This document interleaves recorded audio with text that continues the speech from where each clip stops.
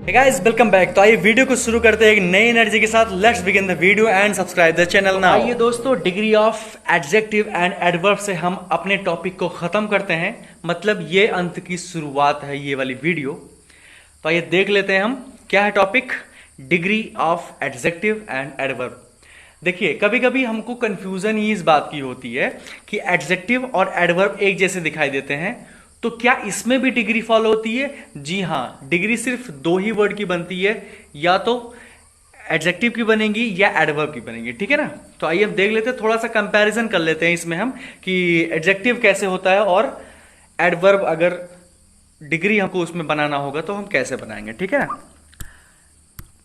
Adjective के बारे में तो पता ही है, सबसे पहले क्या आता है, पॉजिटिव डिग्री आती है। अगर हमको कंपैरेटिव यूज करना होता है तो उसमें हमें ईआर लगा देते हैं, और अगर हमें सुपरलेटिव लिखना होता है, मैं यहां पे लिख देता हूं सुपरलेटिव डिग्री। अगर सुपरलेटिव डिग्री लिखना होता है तो हम क्या लगा, द प्लस ईएसटी, कोई भी वर्ड जिसमें लास्ट में ईएसटी लगा रहता है। अगर हम दूसरी बात करें, अब जरूरी थोड़ी है कि ईआर और ईएसटी वाले ही वर्ड आते हैं, और भी वर्ड आ सकते हैं। कैसे? एक आई ईआर आता है तो ये कंपैरेटिव हुआ, और द प्लस आई ईएसटी वाले भी शब्द मिलते हैं आपको। ठीक है ना? और मोर और लेस, जहां भी मोर लगा रहेगा और लेस लगा रहेगा, आपको पता चल जाना चाहिए कि ये कंपैरेटिव डिग्री की बात कर रहा है। और द प्लस मोस्ट या लीस्ट, इसके बाद में कुछ कोई भी एडजेक्टिव अगर लगा मिला तो फिर क्या हम समझ जाएंगे कि ये एडजेक्टिव के डिग्री की बात कर रहा है। और कौन सी डिग्री? Superlative degree. ठीक है?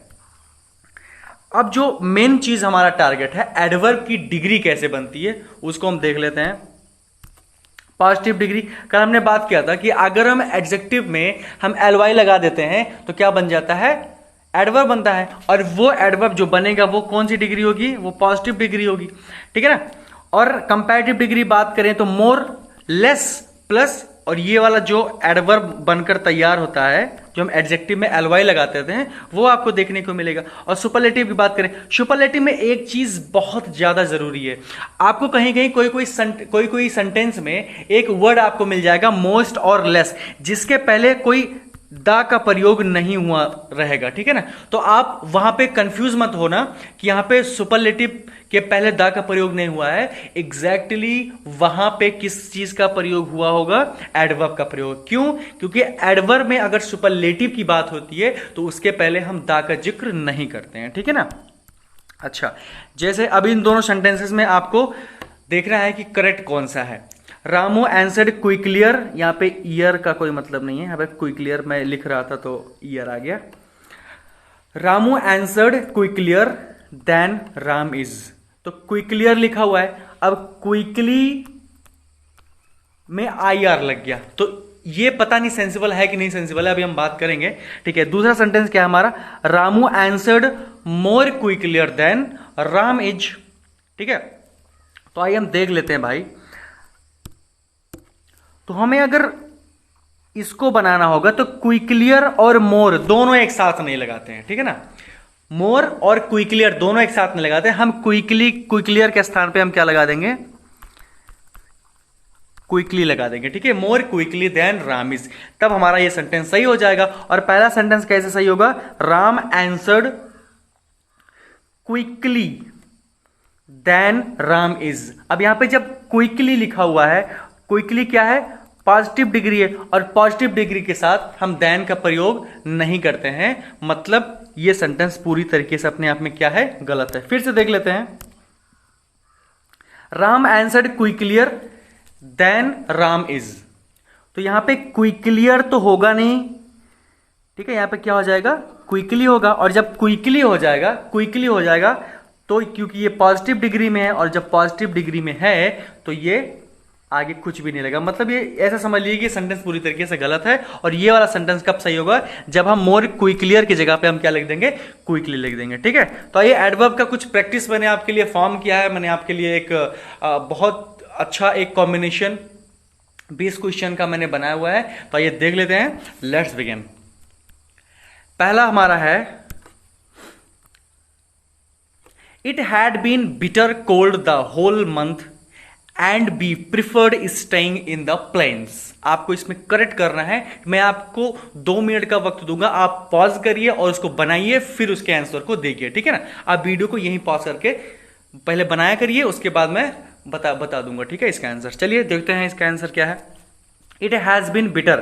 देखिए हमने बताया था कि वर्ब बी के बाद में क्या आता है, एडजेक्टिव आता है, ठीक है। वर्ब बी के बाद में क्या आता है, एडजेक्टिव आएगा।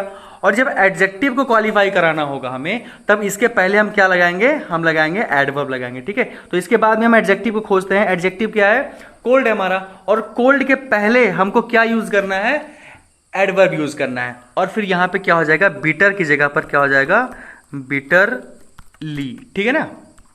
चलिए, don't be unreasonable angry with. अब यहीं पे देख लेते हैं हम, बी के बाद में क्या आना होता है, एडजेक्टिव। अगर किसी एडजेक्टिव को कोई हम अगर हम क्वालिफाई कराएं तो उसको किससे क्वालिफाई कराया जाता है, एडवर्ब से क्वालिफाई कराया जाता है। तो ये भी एडजेक्टिव और ये भी एडजेक्टिव, ठीक है। तो हम एलवाई किस में लगा सकते हैं, तो हम एलवाई कहां लगाएंगे, अनरीजनेबली एंग्री, ठीक है, with me because I understand your problem. अगर हम इसमें लगा देंगे तो ये इधर क्वालिफाई करने लगा, इसको क्वालिफाई करने लगेगा, इसलिए हम एंग्री में नहीं लगाएंगे, ठीक है ना।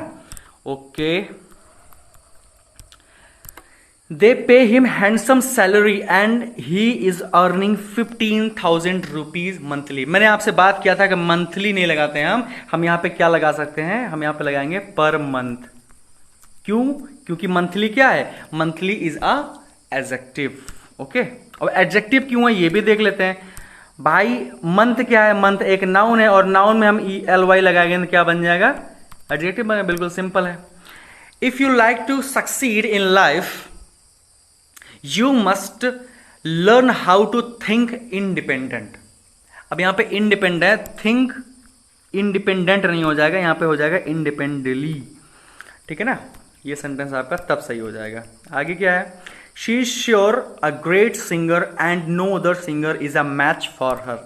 अच्छा, ये सेंटेंस अपने आप में क्या है, सही है कि गलत है। मेरे हिसाब से she is sure a great singer, no other singer is a match for her. ये सेंटेंस अपने आप में सही। अगर यहाँ पे अनमैच हो जाता तब ये कुछ गलत हो जाता। अगर यहाँ पे अनमैच होता फिर यहाँ पे नो अदर नहीं लगता, ठीक है ना। तो सेंटेंस अपने आप में ये पूरी बातचीत सही है। The teacher asked the student to talk loudly because there was noise outside the classroom. अब मैं आपको कुछ चीज बताना चाहूंगा, ठीक है। मैं आपको लिखता हूं लाउड, एक सेकंड भाई, तो क्यों नाराज हो रहा है, लाउड, लाउडली और अलाउड। यहां पे 3 चीज लिख रहा हूं लाउड, ठीक है। अब ये लाउड क्या हो गया, लाउड इज अ एडजेक्टिव। क्यों, क्योंकि हमने देखिए हम किसकी बात करते हैं, लाउड स्पीकर। अब यहां पे किसको क्वालिफाई कर रहा है, लाउड स्पीकर को क्वालिफाई कर रहा है, तो ये क्या हो गया, ये हो गया एडजेक्टिव, ठीक है। ओके, इसका क्या मतलब होता है अभी मैं बता देता हूं बिल्कुल अच्छे से आपको। और लाउडली में मतलब इसमें अगर हम LY लगा देंगे इसका मतलब क्या हो जाए, ये बिल्कुल ये लगा हुआ, क्योंकि लाउड में अगर हम LY लगा देते हैं वो सही तो है, लेकिन उसका अर्थ क्या बन जाता है, इसका अर्थ बन जाएगा नॉइजली। क्या बन जाएगा, नॉइजली। अब यहां पे ऐसी बात तो कर नहीं रहेगा, the student to talk noisily because, मतलब वहां पे नॉइजली का तो कोई सेंस नहीं है, तो ये बिल्कुल लगना गलत है। अच्छा, यहां पे अलाउड लगेगा, क्यों लगेगा, अलाउड मतलब होता है लाउड मतलब थोड़ा तेज से, एंड ऑडिबल, और अलाउड अपने आप में क्या है, एक एडवर्ब है, ठीक है। यहां पे क्या लग जाएगा, अलाउड लग जाएगा, ठीक है। It is pity that our leader are misusing are hardly own liberty. अब हार्डली मतलब क्या हमने बताया था कि हार्डली मतलब होता है कि बहुत मुश्किल से, ठीक है। तो यहां पे हार्डली की जगह पे क्या हो जाएगा, यहां पे हो जाएगा हार्ड वॉन लिबर्टी। ये जो आजकल के नेता हैं ये मिसयूज कर रहे हैं किस चीज का, जो हमने वॉन लिबर्टी, जो हमने बड़ी मुश्किल से क्या किया था, ये जीता था, ठीक है ना। मतलब क्या, स्वतंत्रता जीती थी। I never remember to have met a more interesting man in my life. अच्छा, मैंने आपसे बात किया था एक दिन कि वेरी के साथ क्या लगाते हैं हम, प्रेजेंट पार्टिसिपल, और मच किसके साथ लगाते हैं हम यूज करते हैं पास्ट पार्टिसिपल के साथ में। तो हम यहाँ क्या लगा देंगे, हम मोर की जगह पे क्या हो जाएगा, वेरी यूज हो जाएगा। ठीक है, Raja Ram Mohan Roy try to eradicate social evils with tooth and nail. Tooth and nail मतलब जानते हैं, ये एक फ्रेज है, ये एक फ्रेज है जिसका मतलब होता है बहुत जोर से, बड़ी जोरों से। ठीक है ना, मतलब विद हार्ट, मतलब है ना कि पूरे एकदम फुल ट्राई के साथ। तो इसके साथ हम विद का प्रयोग नहीं करेंगे क्योंकि ये प्रीपोजिशन है। ठीक है, हम इसको ऐसे ही छोड़ देंगे। अच्छा, वी शेल्डम और एवर, ये भी एक, शेल्डम और एवर नहीं होता है, शेल्डम और नेवर होता है, ये भी एक ईडियम फ्रेज है। ठीक है ना, तो ये ईडियम फ्रेज से भी आपको कंफ्यूज करने की कोशिश कर सकते हैं।